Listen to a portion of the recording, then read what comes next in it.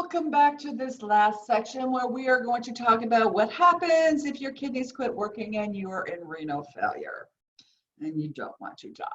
Well, the first option and the most common option is the process of hemodialysis, or as people like to call it, the artificial kidney.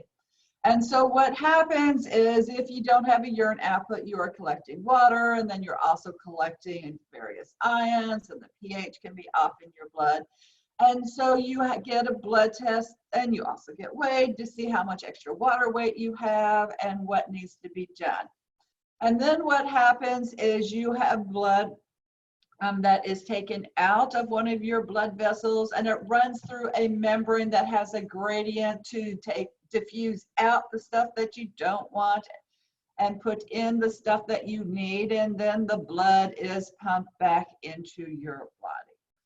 So the normal person on dialysis, which is what this is referred to normally as dialysis, although technically it's hemodialysis because it's of your blood, has to do this usually about 3 times a week. Some people are lucky enough they only need to do it twice a week. And depending, normally this will take about 3 hours, but some folks it will take longer. And that's not including the drive to the dialysis center and the drive home. So as you can see, this is a big chunk of time. You're looking at 5 hours 3 times a week. So that really kind of cuts into your work life, your social life, and your study life. Another option for some folks is peritoneal dialysis, and there's strict criteria for who is eligible for this. You tend to be younger folks who need dialysis, and you cannot have had abdominal surgeries before because you can't have any scarring or adhesions within your peritoneal cavity.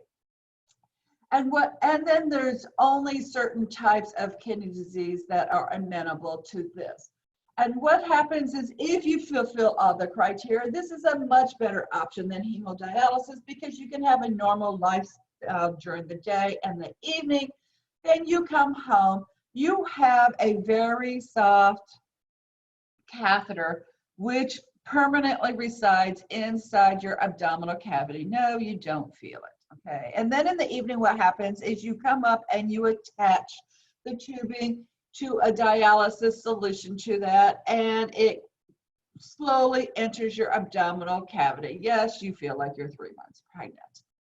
And then it sits there, and by the process of diffusion, certain things are going to go back and forth between the bloodstream, and then basically you drop the bag on the floor and fluid is collected by gravity, and a lot of this can be done while you are sleeping.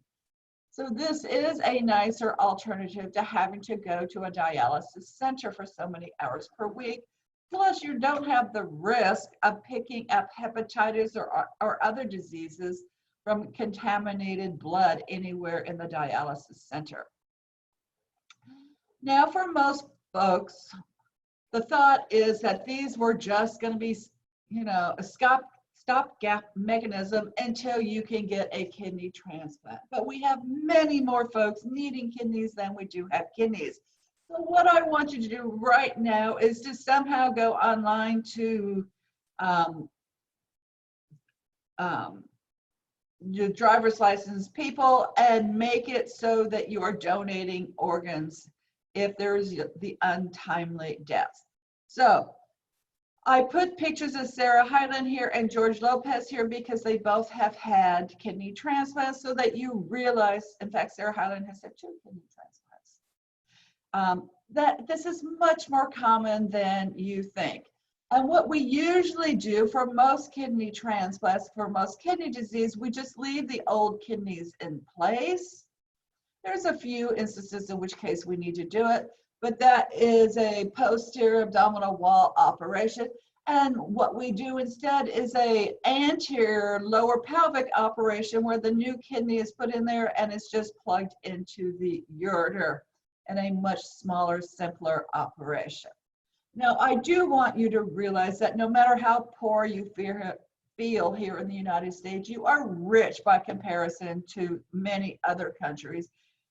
And there is an official list for people waiting for kidney transplants here in the United States, and you need to be ethical and honor that. Do not take your American dollars and go to some third world country or some other country where you can pay your $1,000 and buy a kidney from somebody else, because to them $1,000 a whole year's wages.